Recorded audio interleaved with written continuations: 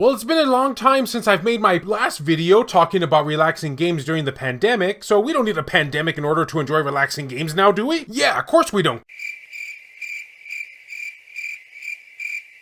That's code word for me just saying that I sleep a lot. Greetings, fellow Vita fans. This is James with PS Vita at 2 a.m. You know, that weird guy that talks about the PS Vita on YouTube, and he's weird. And of course, if you love said handheld and are brand new to the channel, don't forget to subscribe. And make sure to leave me your feedback down in the comment section regarding this topic. And what topic it is that you might be asking? It's, well, what I alluded to at the beginning of the video about relaxing games on the PS Vita. Yes, the following games I'm going to be talking about will put you in a very relaxed state, even better than a sedative would. One where you don't want a whole lot of pressure in your life, because we all know life is way too full of that. So these are some games that'll help you unwind, as it were. Alright, let's begin. Starting off here with our first game that is probably the title that is on most people's mind at the moment, Stardew Valley. Imagine what would happen if you took the likes of Harvest Moon and, you just put it on the PS Vita. That's what Stardew Valley basically is. Though minus any stinky cows out there. Disclaimer, James means absolutely no disrespect to any farmers out there, other than what you cause during daylight savings time, in the winter. But certainly yes, if you played the likes of Harvest Moon, you'll feel right at home here. And the plot is even very similar too, because see, you've inherited your grandfather's old farm plot in a place called, ironically named, Stardew Valley. And of course, you're only armed with a hand-me-down tool and a few coins as you set off to begin your new life. Can you learn to live off the land and turn these overgrown fields into a thriving home? Well, that's pretty much what the game's all about. Oh, and FYI, if this was taking place in real life, I wouldn't stand a chance. You gotta take care of your animals, plant your plants, make sure that they're taken care of, get married, start a family, level up your farm overall. It even has some aspects to Rune Factory too, in that you can make weapons and explore dungeons. But the overall feel of the game gives you a very relaxing vibe, when you just want to chill out and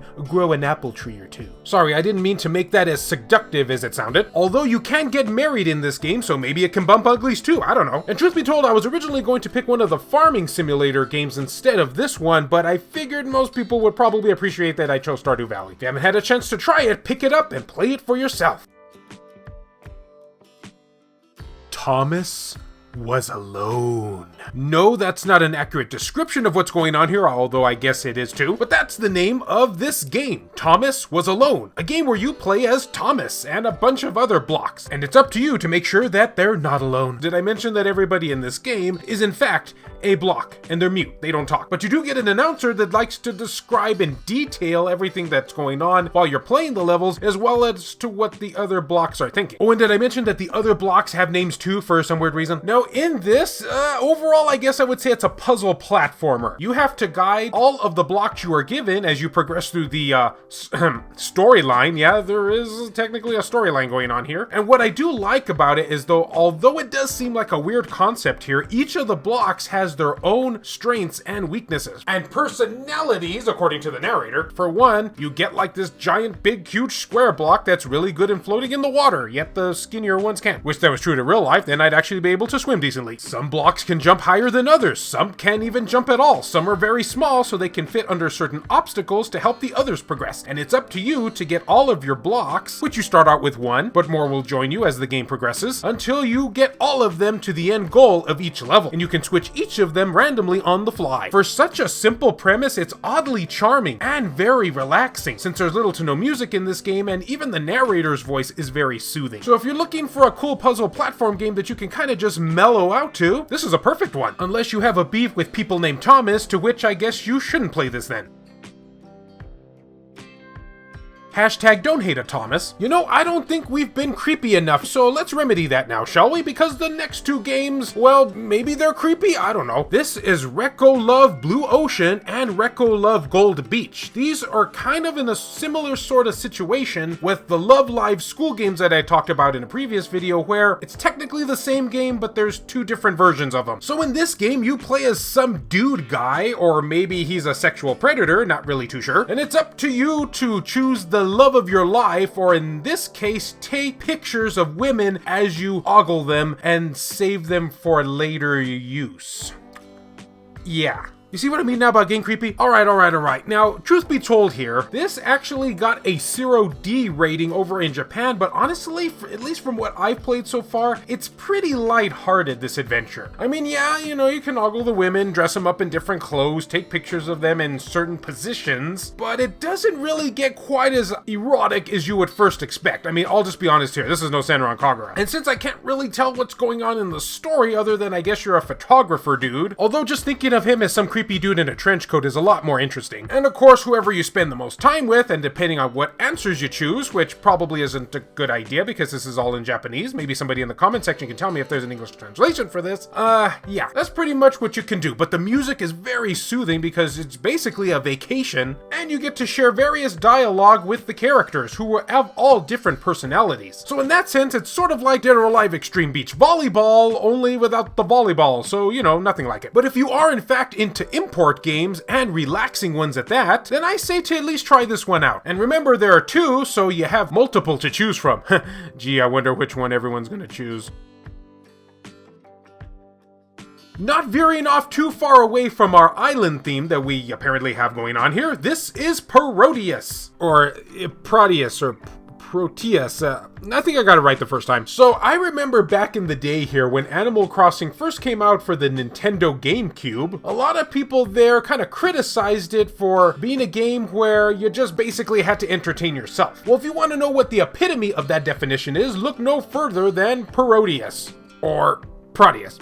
In fact, I can sum up this entire game in only one sentence. You play as a nameless character who has a dream about an island. Yeah, that's pretty much the plot that's going on here. So you have to hold a certain button to both enter and exit the island in the form of opening and closing your eyes, kind of alluding to the fact that this may or may not be a dream, which is a very nice touch, I gotta admit. And then you go to explore said island in a first-person view. And that's really what this all comes down to. It's just a sightseeing game, but it is a lot more engaging than you would first expect. First up is the visuals, sort of this 3D, 2D aspect ratio, and there's also trophies for you to get if you uncover and find certain things on the island. Now keep in mind that every time you play the game, the island auto-regenerates, so it's never the same experience twice. You have morning, noon, and night. It can also rain, which goes along with the very soothing atmosphere and music that goes with this game. And yeah, you just pretty much go around and see stuff. Now, I personally enjoyed this game, but I do realize it's not going to be for everybody, but you do have to at least give props to the developers for trying something so radically different. It's one of those titles where if the concept sounds interesting to you, you'll love it, and if it's not, then it'll definitely not change your mind. Though it could use more anime women on the beach, so 0 out of 10 for that. Open and close those eyes and find out whether this is a dream or not for yourself. Man, that was bad. And thus ends another episode of Relaxing PS Vita Games. You know, now that I think about it, I should have been talking like this the entire time to give much more of a relaxing feeling. Oh well, my video's already been recorded, so I'll just leave it for the ending. Thank you so much for watching, everyone. What games do you recommend that are on PS Vita that you can chill out to and relax? Please leave your suggestions in the comment section and maybe you will see them in a future video. And as always, fellow Vita fans, thank you so much for taking the time out of your day to watch said video. It really means a lot to me. Love you all, and I'll see you next time. Okay, definitely not going to keep up that voice. This video has been brought to you in part by all of these wonderfully generous supporters who help make this content possible. So a big thank you goes out to Hero Acer, BMF, Phantom XRS, Gutter Drums, Hemdall Imbert, Saul Ramirez, Clayman Merlarkey, Adam Sondi, PS Vita S, VG Legends, Kyle Brooks, JR, Jared Haddo, Richard Cruz, Joseph Shavak, Kevin Enright, Silica, Jelle, Heston Joseph, Per Sterner, Wendy K, Adam Thury, Crazy Cat, H-Hitter, David Ray, Skulshire 2 Gold TCG, Rodrigo Vera, Michael O'Connor, Buzz Sayan, Hector Gonzalez, Franz Hartle, Chris Foxhound, Aridri, Kayonko, Rizal Pliskin, No Good, Burrs and Mystery, 1488 Dental, Lacerated 87, Juan M. Hermosillo, Azumara, Eric DeWitt, Nintendo Switch at 2 AM, Tasha Monty, Donut Valley, PSP Guru, Mazgus, Ricardo Martinez, Saban Fire,